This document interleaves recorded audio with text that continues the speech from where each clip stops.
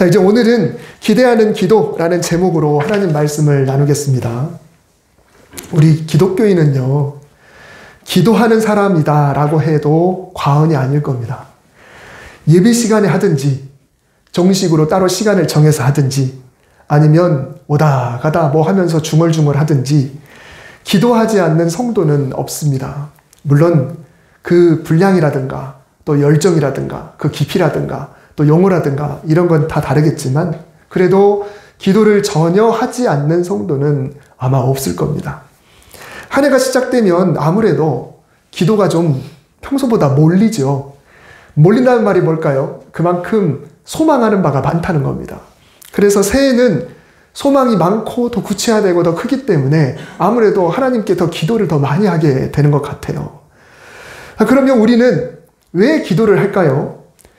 기도에 관한 성경 구절은 참 많이 있습니다만 저는 제 개인적으로 빌립보서 4장 6절 이하의 말씀을 늘 강조를 합니다. 이게 바로 기도의 정석이다 라고 생각을 해요. 그래서 저는 늘 어느 교회에 있든지 간에 이렇게 기도하라 라고 설교를 할 때 이 본문을 늘 언급을 했고요. 여러분께도 가끔 제가 언급을 하고 있습니다. 우리가 너무 잘 알고 있는 말씀이고 앞으로도 제가 설교 중에든지 자주 언급을 하더라도 여러분이 또 복습한다라고 생각하고 들으셨으면 좋겠다는 생각이 듭니다. 오늘 다시 한번 이 말씀도 한번 짚어보면서 한나의 기도를 오늘 함께 나누려고 합니다. 사무엘상 2장, 우리 지금 한글 성경에 보면 각 단락마다 제목이 붙어 있습니다. 근데 그 제목은 물론 성경을 쓴 사람이 붙인 건 아니에요. 나중에 후대에 이 제목들을 붙였는데 이 2장 앞부분에는 한나의 기도라는 제목이 붙어 있습니다. 그렇다고 해서 이 기도가 무엇을 바라는 기도라기보다는 한나의 찬양이라고 해야 어쩌면 그 제목이 더 바람직해 보입니다. 만일 한나의 기도라고 한다면 어떤 내용이 예상이 될까요? 한나, 그러면 예상되는 기도. 크게 두 가지를 생각해 볼 수 있습니다. 첫째는 가장 큰 소원이었던 아들을 달라는 기도고요. 두 번째는 예배의 회복에 대한 기도입니다. 첫 번째 기도는 우리가 너무 잘 알고 있죠. 한나의 그 소원, 아들을 달라는 것. 두 번째 기도는 제가 작년 12월 첫 주에 함께 나눴던 말씀 중에 있었는데 분인나의 질투 때문에 그 결과가 어땠나요? 예배마저 망가지는 그런 결과였죠. 매번 성전에 제사 지내러 가는 그때마다 이 질투 때문에 괴로움이 너무너무 심하다 보니까 결국은 그것이 기도 제목이 되었었죠. 그래서 이 한나는 성소에 올라올 때마다 원통하고 심장이 쪼그라드는 그런 고통을 겪어야만 했습니다. 이 한나가 그동안 어떻게 기도를 해왔었는지 이것을 성경 구절을 통해서 한번 찾아보면요. 1장 10절에 한나는 마음이 괴로워서 여호와께 기도하고 통곡했다. 12절에 그가 여호와 앞에 오래 기도하는 동안에 15절에 여호와 앞에 내 심정을 통한 거다. 이 통하다는 말이 통곡했다라는 그런 이야기고요. 16절에 내가 지금까지 말한 것은 나의 원통함과 격분됨이 많기 때문이니이다. 그러니까 한나가 1장에서 기도하는 그런 이 단어들을 보면은 얼마나 오랫동안 그리고 얼마나 괴로운 심정으로 얼마나 간절하게 기도했는지를 우리가 충분히 알 수가 있습니다. 그런데 하나님께로부터 아기 사무엘을 얻고 젖대기까지 아마 한 2년, 3년 정도 더 있었겠죠? 그렇게 키우다가 마침내 사무엘을 하나님의 일을 하는 사람으로 구별해서 성소에 드린 후에 바로 오늘 기도를 드리게 되는 거예요. 오늘 본문의 기도. 정확하게 말하자면 찬양을 하나님께 올려드리는 겁니다. 엄청나게 통곡하며 애통하고 간절히 기도했고 그 결과를 얻고 그리고 몇 년의 세월이 흐르고 그리고 사무엘을 젖을 뗐으니까 이제 막 옹알이도 하고 대화도 시작하니까 사실 가장 이쁠 때 그때 성소에다가 데려다 줘야 되니까 그 마음이 어떻겠어요? 근데 그런 상황에서 하나님께 올리는 찬양입니다. 무엇을 찬양했을까? 기도한 후에 도대체 무엇을 찬양했을까? 오늘 우리가 이 말씀을 한번 나눠보려고 합니다. 우리가 무엇인가를 구했는데 그것을 얻으면요, 웬만한 성도님들은 감사 헌금이라는 것을 드립니다. 아, 내가 기도를 했어요. 응답이 됐어요. 자, 그러면 이렇게 감사 헌금을 드릴 때 봉투에다가 내용을 기록하죠. 근데 그렇게 하는 것은 응답 자체에 대한 감사이기도 하고 또 함께 기도해 주신 분들에 대한 감사의 그런 표현이기도 해요. 그리고 목회자가 감사 헌금 봉투를 딱 받으면 거기에 기도 제목을 보고 또 응답됐다고 그런 걸 보면 너무너무 흐뭇하죠. 그러니까 이게 어떤 이런 걸 서로 나눌 수 있다는 것도 참 좋은 것 같아요. 근데 이렇게 마음에 담고 있는 것을 기도로 표현하는 것이 참 중요합니다. 막연했던 것이 좀 구체화되죠. 또 이것을 내 언어로 소화하고 잘 정리하고 글로 적어서 해보는 것도 참 바람직해요. 꼭 감사한 봉투가 아니라도 집에서 내 기도 제목을 한번 써보는 겁니다. 그리고 내가 뭔가 감사할 일이 있으면 그 감사할 일도 한번 구체적으로 한번 써보는 거예요. 그러면 막연한 느낌이 정리가 되고 그리고 그게 훨씬 더 솔직하게 그리고 더 풍성하게 표현이 되는 것을 경험하게 됩니다. 그래서 한번 자리에 앉아서 마음을 정리해보고 이런 걸 적어보는 시간을 여러분이 갖는 것도 참 좋은 것 같아요. 기도 제목도 적어보겠지만 감사한 게 뭔가, 응답받은 게 뭔가 이런 것도 한 번씩 적어보면 그만큼 우리의 감사의 표현과 그리고 찬양도 풍성해질 겁니다. 그래서 한나의 찬양을 보면 그런 작업을 한 것 같아요. 이제 응답받고 나서 하나님께 뭔가를 또 기도를 하는데 그 내용을 한번 쭉 읽어보면 오늘은 일부만 읽었습니다만 앞에서부터 끝까지 한번 쭉 읽어보십시오. 우리가 방금 성경 봉독을 했는데 이 성경 봉독의 내용을 보면 그것만 뚝 떼서 읽어보면 이게 한나가 한 노래인가 이게 구분이 안 됩니다. 그리고 한나가 왜 이것을 했는지 이것도 구분이 안 돼요. 왜냐하면 그 내용이 굉장히 넓습니다. 풍성하고 하나님이 어떤 분이신가에 대해서 아주 장황하게 그렇게 써놨거든요. 제일 먼저는 하나님으로 인해 찾아온 즐거움과 기쁨을 표현했습니다. 그리고 하나님이 얼마나 거룩한 분이신지, 하나님의 위대하심, 또 하나님의 권능, 강한 자를 낮추시고 반대로 낮은 자를 일으키시는 그런 하나님의 공의로우심, 온 세상을 주관하시는 하나님의 섭리, 이런 것들을 예를 들어서 찬양을 했어요. 또 하나님이 기뻐하시는 것이 뭔지, 하나님이 기뻐하지 않는 것이 뭔지, 또 하나님이 장차 하실 일이 뭔지, 이런 것들이 이 속에 구구절절 담겨 있습니다. 어쩌면 이런 생각을 해볼 수도 있어요. 아, 뭐 한나야 뭐 소원이 성취됐으니까 뭐 얼마든지 그럴 수 있겠지. 이런 생각을 할 수가 있습니다. 괜히 그냥 한나가 소원 성취를 했으니까 그런 사람의 입에서야 뭐라고 못하겠어. 이런 말을 할 수도 있습니다. 기도 응답받고 찬양하라면 누가 못하겠는가? 물론 그럴 수도 있습니다. 하지만 우리는요, 성경을 통해서 열심히 기도한 결과가 기도한 개인에게 어떻게 나타나게 되는지 많은 예에서 찾아볼 수가 있습니다. 기도한 사람이 그 사람이 응답받았을 때 그 결과 그 사람이 하나님께 뭐라고 하는지 그 사람이 어떻게 변했는지 이것을 보면은 단순히 그 기도 응답을 받았다고 해서 그 기도 응답 받은 것에만 빠져 있는 것이 아니라 기도 응답을 받은 것을 젖혀두고 이 사람이 얼마나 성숙했는지를 우리가 보게 되는 거예요. 가장 많이 찾아볼 수 있는 예는 바로 단연 시편입니다. 시편은 정말 다양한 기도 제목들이 담겨 있습니다. 다윗 하나만 놓고 봐도 그래요. 다윗이 어떤 기도를 드렸냐면 그가 하는 가장 많은 기도는 뭐였습니까? 당연히 고난에서 건져달라는 기도였습니다. 그 상황이 좀 달라요. 근데 고난에서 건져달라는 기도, 또 죄 용서해달라는 기도, 또 어떤 모욕, 조롱, 그리고 오해받는 거기서 해결해달라는 기도도 있고, 또 도망다니고 있으니까 발각되지 않게 해달라는 것도 있고, 정말 왜 이렇게 고통당해야 됩니까? 라고 하는 그런 기도들도 있습니다. 또 악인을 물러쳐달라는 기도도 있고, 극히 개인적인 기도, 이런 것도 있지만 약하고 소외된 사람들을 위한 기도도 굉장히 많이 있습니다.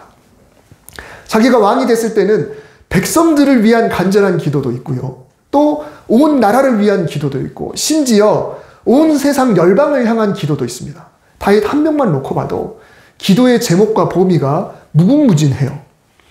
그런데 이렇게 다양한 기도를 굉장히 다른 감정으로 제각기 다른 감정으로 드렸는데도 신기하게도 하나같이 비슷한 결론에 도달하게 됩니다. 하나님이 어떤 분이신지를 고백하게 돼요. 그리고 하나님으로 인해서 즐거워한다라고 고백해요. 또 그 즐거움을 정말 아름다운 시로 찬양의 표현으로 또 기록을 하게 됩니다. 아무리 힘든 기도를 시작해도, 심지어 아주 원망을 쏟아내면서 기도를 시작해도, 어떤 기도든지 간에 다윗이 결국은 하나님으로 인해 즐거워합니다. 하나님을 믿습니다. 하나님을 신뢰합니다. 하나님을 찬양합니다. 이렇게 변해가는 것을 보게 됩니다. 근데 다윗만 그런가? 그렇지 않습니다. 다른 저자를 알 수 없는 다른 시들도 그렇고, 시편은 아니더라도 성경 속에 있는 사람들도 자기의 소원을 경험하고 나서 어떻게 변했는지 나오게 돼요. 심지어 그 소원이 응답되지 않은 상황에서도 이 사람이 그렇게 기도했을 때 어떻게 변했는지 그런 내용까지 성경에 나오고 있다라는 겁니다. 서두에 언급했던 빌립보서 4장도 마찬가지입니다. 6절에서 7절 이 말씀을 우리가 늘 암송하고 또 곱씹고 이렇게 기도해야 되는구나 라는 것을 여러분들이 좀 생각했으면 좋겠습니다. 첫 번째로는 아무것도 염려하지 말고 기도하라 라고 했습니다. 무엇을 염려하지 말아야 될까요? 가장 먼저는 하나님이 이 기도를 과연 듣고 계실까 혹은 들어주실까 라는 염려를 하지 말아야 합니다. 기도한다고 해서 뭐가 달라질까 라고 하는 하나님에 대한 염려가 우리에게 먼저 없어야 합니다. 그리고 어떤 염려냐면 내가 만일 기도하기로 작정했다면 기도드리기 전이나 기도하는 중이나 또 기도를 마친 후에도 내가 염려를 내려놓아야 된다라는 겁니다. 아무것도 염려하지 말고. 우리가 기도하러 가기 전에도 염려를 가지고 가죠. 근데 기도하는 중에도 염려를 하다가 기도를 마쳤는데도 여전히 염려하고 있는 경우가 있어요. 근데 기도할 때는 아무것도 염려하지 말라라고 말씀을 하셨습니다. 때로는 너무 염려에 장악을 당하는 경우가 있습니다. 정말 내가 장악을 당해버리는 거예요. 아무것도 염려하지 말고 기도한다는 것은 그저 하나님께 내 짐보따리를 던지듯이 이걸 가지고 가야지, 그리고 하나님께 던져버리면 더 이상 내 것이 아니야 라는 그런 마음으로 하나님께 기도하는 겁니다. 그게 바로 아무것도 염려하지 말고 하는 겁니다. 두 번째로는 모든 일에 기도와 간구를 해야 되는데요. 여러분, 모든이라는 단어를 우리가 절대로 무시해서는 안 됩니다. 우리가 보통 기도하면 무엇을 기도할까요? 보통 뭔가 중요한 일을 기도합니다. 어렵긴 하지만 기도하면 어쩌면 이루어질 수도 있을 것 같은 일들을 주로 기도합니다. 혹시 이 기도가 앞으로 이루어지지 않는다면 섭섭하고 또 아쉽기는 하지만 그래도 어쩌면 내 정신을 가다듬을 수 있을 법한 일들을 우리가 기도해요. 제가 지금 좀 솔직하게 이야기하는 겁니다. 하지만 너무 엄청난 일은 기도할 엄두가 안 납니다. 누가 봐도 이루어지지 않을 것 같은 일, 이런 것들은 기도하지 않죠. 절대로 이루어질 수 없을 것 같은 일들은 기도하기가 꺼려집니다. 불가능할 때, 어차피 기도해도 안 될 텐데, 이런 것들은 기도하는 것 자체를 어리석게 느껴요. 반대로 너무 사소한 일도 기도하지 않습니다. 뭐 그런 것까지 시시콜콜하게 하나님도 바쁘신데 그런 분한테 그런 것까지 다 기도해야 돼. 내가 해도 이루어질 만한 것들은 굳이 기도하지 않습니다. 굳이 기도하지 않아도 늘 해오던 것들 하지 않습니다. 시간이 가면 저절로 해결될 것들, 이런 것도 기도하지 않습니다.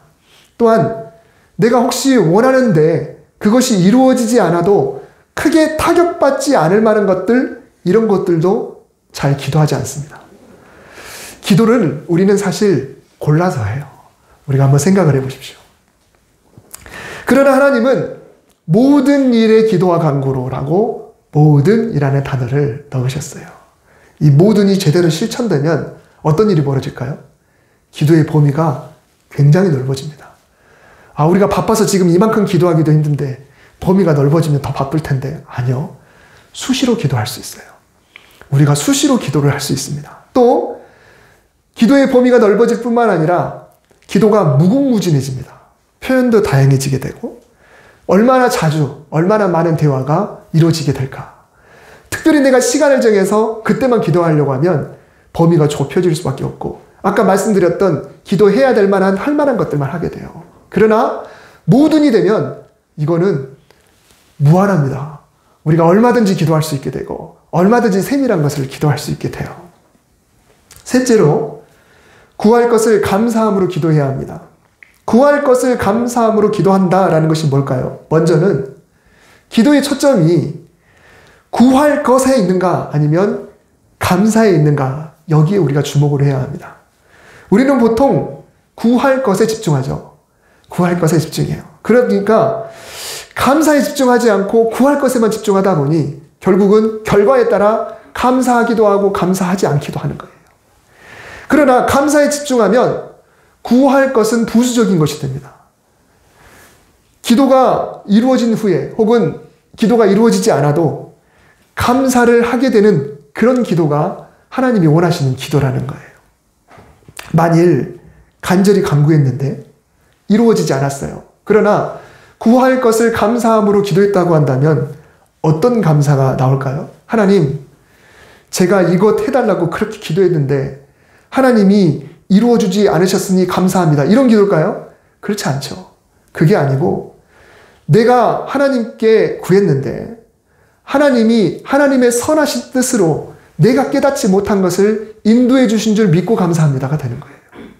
나는 이것을 원했지만 전지전능하시고 나의 모든 것을 가장 잘하신 하나님께서는 나에게 정말 필요한 것이 무엇인지 알기 때문에 그것으로 하나님이 채워주시기 위한 그 섭리가 있을 것을 믿고 감사합니다 라고 하는 게 바로 구할 것을 감사합니다 라는 것입니다.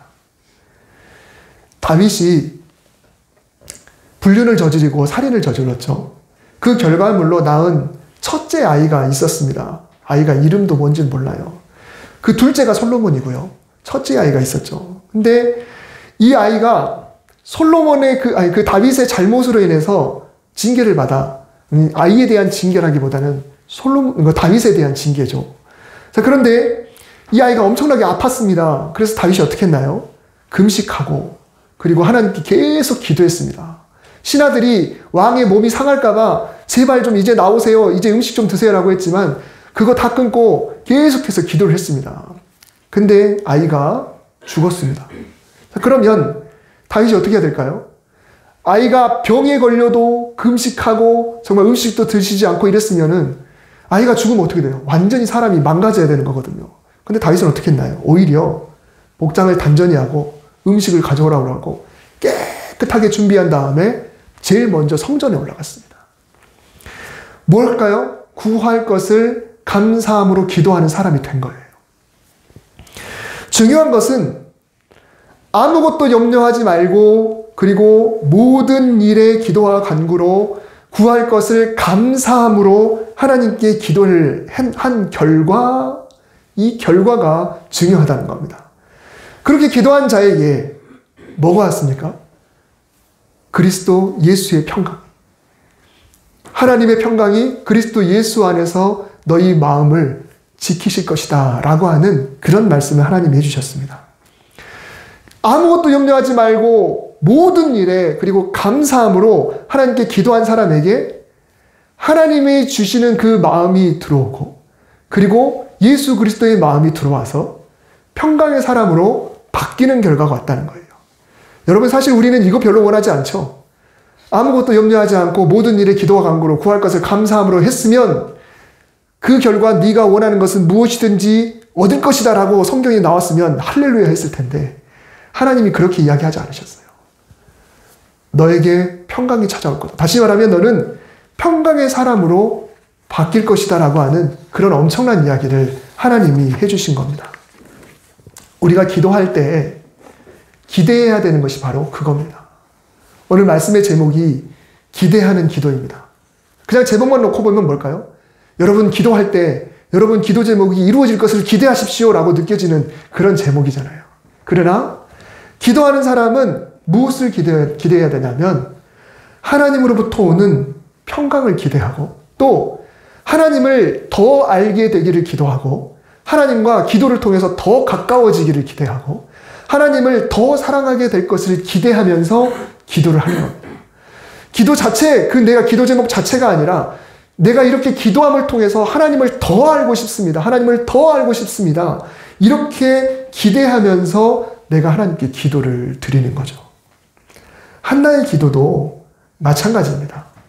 물론 한나의 기도의 첫 시작은 아들이었을 거예요. 그런데 그 기도가 길어지고 간절해지고 눈물과 통곡과 애통으로 이어지고 계속 하나님께 기도하는 과정에서 한나에게 놀라운 변화가 찾아왔다는 것을 알게 돼요. 그 결과물이 바로 오늘 사무엘상 2장에 나오는 한나의 기도인 겁니다. 거기에는 자기가 처음에 기도했던 그 제목은 하나도 없습니다. 오로지 하나님에 대한 찬양, 하나님에 대한 찬양, 그분이 어떤 분이신지, 그분의 위대하신 전능하신 그분의 섭리, 그분이 좋아하는 건 이런 거구나, 그분이 싫어하는 건 이런 거구나, 이런 것들이 그 속에 가득 담겨 있더라는 겁니다. 이게 바로 기도하는 자가 얻을 수 있는 놀라운 은혜라는 것입니다. 여러분, 기도는 바로 그런 거예요.